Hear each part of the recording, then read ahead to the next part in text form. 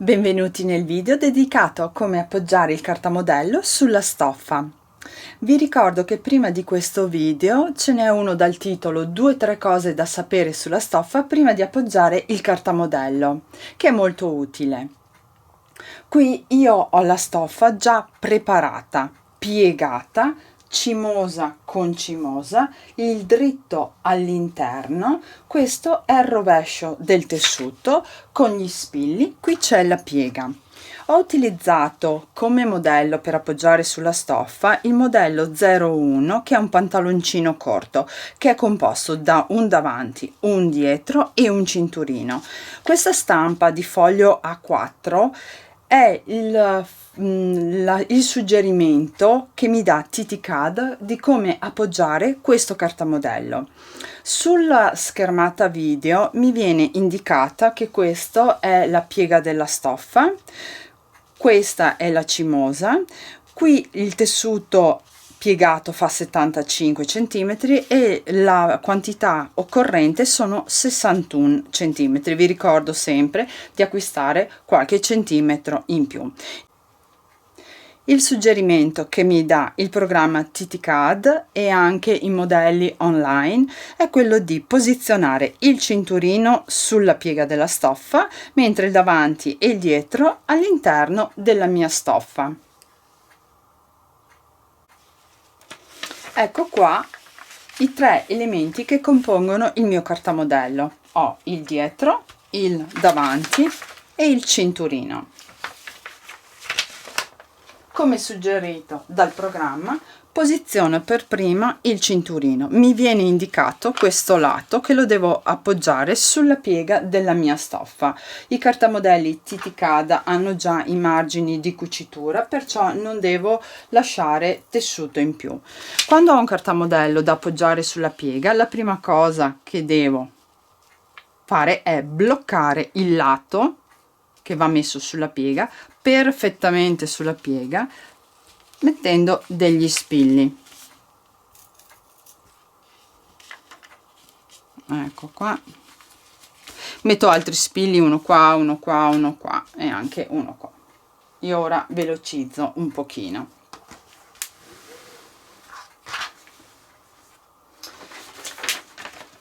Ecco qua il mio davanti. Molto importante, estremamente importante. Tutti i cartamodelli al loro interno hanno una retta con scritto dritto filo. Questa retta con la scritta dritto filo io devo fare in modo che quando appoggio il cartamodello sulla stoffa si trovi parallelo o alla piega della stoffa o alla cimosa. È molto importante perché questo fa in modo che quando io ho il capo finito e lo indosso cade perfettamente in appiombo perché segue il dritto filo della stoffa. Perciò, per fare in modo che il cartamodello si trovi in questa condizione, devo con lo spillo vado a inserirlo all'interno della retta del mio dritto filo, così riesco a far da perno e vado a misurare l'inizio della mia retta fino alla piega. Quindi con il metro misuro.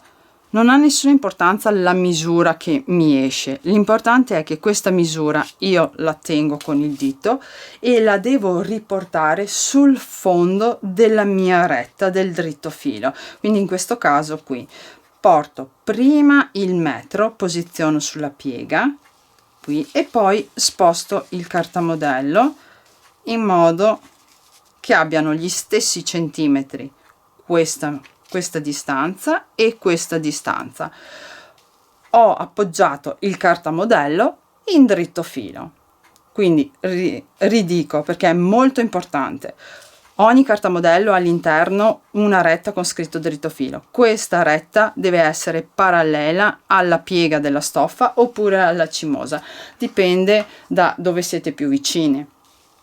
Quando ho posizionato il mio cartamodello in dritto filo, poi gli metto tutti gli altri spilli attorno per bloccarlo.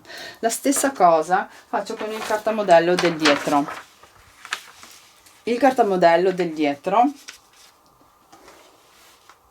ha il dritto filo questa retta, quindi deve essere parallela alla mia cimosa.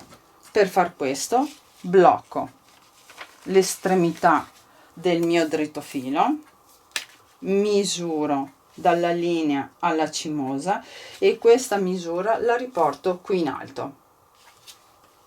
Quindi questa misura è uguale a questa. E metto altri spilli tutto attorno al mio perimetro. In questo modo ho posizionato il cartamodello correttamente. Quando un elemento, come in questo caso il cinturino, va appoggiato sulla piega della stoffa, non devo fare nessuna misura perché è già in dritto filo. Qualche altro esempio di parti di cartamodello da appoggiare in dritto filo. Tolgo il pantalone del dietro. In questo caso ho una tasca.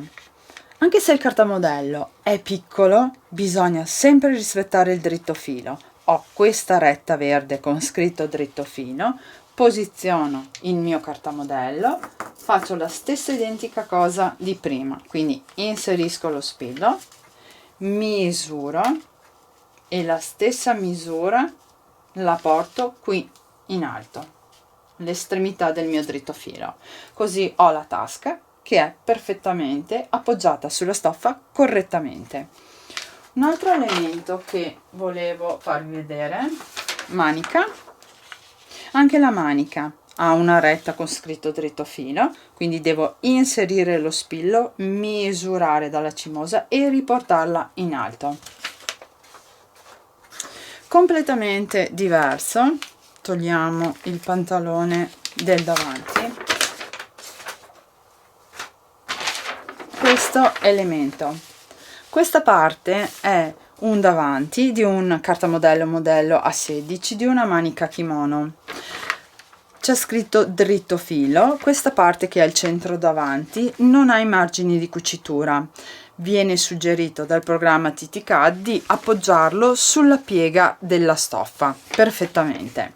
Quindi quando devo appoggiare un elemento sulla piega della stoffa non devo effettuare nessuna misura.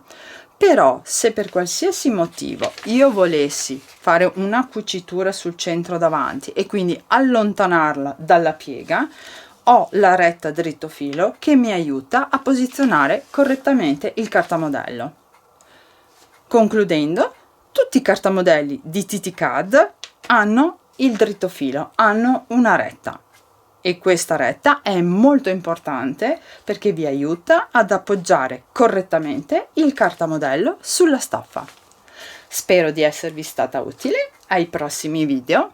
Ciao ciao!